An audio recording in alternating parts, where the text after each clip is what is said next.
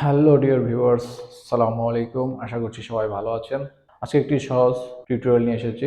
আমরা যারা মাইক্রোসফট এক্সেলে কাজ করে মাইক্রোসফট ওয়ার্ডে কপি করে নিতে যাই, তখন দেখা গেছে আমাদের কপি করা সেলগুলো সঠিকভাবে মাইক্রোসফট ওয়ার্ডে বসে না বা পেস্ট হচ্ছে না। তো সেই সমস্যাটি কিভাবে সমাধান করা যায় আজকে দেখিয়ে দিব। মাইক্রোসফট এক্সেলে আপনি যা কাজ করবেন ঠিক হুবহু সেই টেবিল বা রো বা কলামগুলো আপনি কপি করে হুবহু আপনি মাইক্রোসফট ওয়ার্ডে পেস্ট করতে পারবেন। চলুন দেখে নিই কিভাবে সেটি করা যায়। ভিডিওটি শুরু করার আগে সবার কাছে একটি রিকোয়েস্ট থাকবে আমার চ্যানেলটিকে সাবস্ক্রাইব করার জন্য, অথবা আপনি যদি আমার ফেসবুক পেজ থেকে দেখে থাকুন আমার পেজটিকে ফলো করার রিকোয়েস্ট থাকবে। তো চলুন শুরু করা যাক। সো ভিউয়ার্স, প্রথমেই আমরা আমাদের মাইক্রোসফট ওয়ার্ডে একটি ফরওয়ার্ডিং লেটার রেডি করে রেখেছি, স্যালারি ফরওয়ার্ডিং লেটার, যা ব্যাংকে ইমেইল করার পর ব্যাংক স্যালারি ডিসবার্স করবে।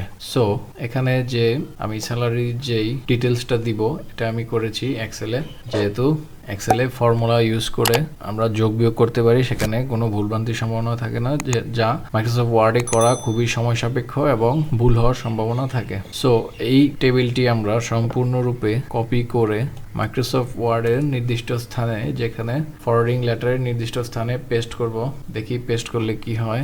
পেস্ট কমান্ড দিলে দেখুন এরকম অনেক বড় হয়ে যাচ্ছে এবং দেখতে খুবই খারাপ দেখাচ্ছে। অ্যামাউন্টগুলো দেখুন এক এক দিকে ছড়িয়ে গিয়েছে, যা আপনি এটা টানাটানি করেও এটাকে সমান করতে পারবেন না।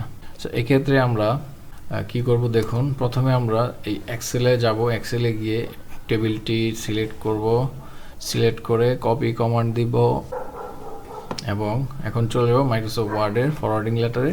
তো এখানে মাউসের রাইট বাটন ক্লিক করে যাব, পেস্ট অপশন থেকে দেখুন এখানে পিকচার রয়েছে, এখানে ক্লিক করব।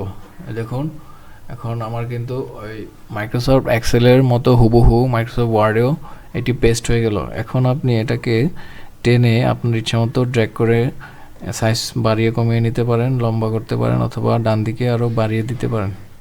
সো এইভাবে আপনারা মাইক্রোসফট এক্সেল থেকে ওয়ার্ডে খুব সহজেই যে কোনো টেবিল হুবহু কপি করে নিতে পারবেন। আশা করি ভিডিওটি আপনাদের কাজে লাগবে। ভিডিওটি কাজে লাগলে আমার চ্যানেলটিকে সাবস্ক্রাইব করুন এবং অথবা ফেসবুক থেকে দেখে থাকলে ফেসবুক পেজটিকে ফলো দিয়ে সাথে থাকুন।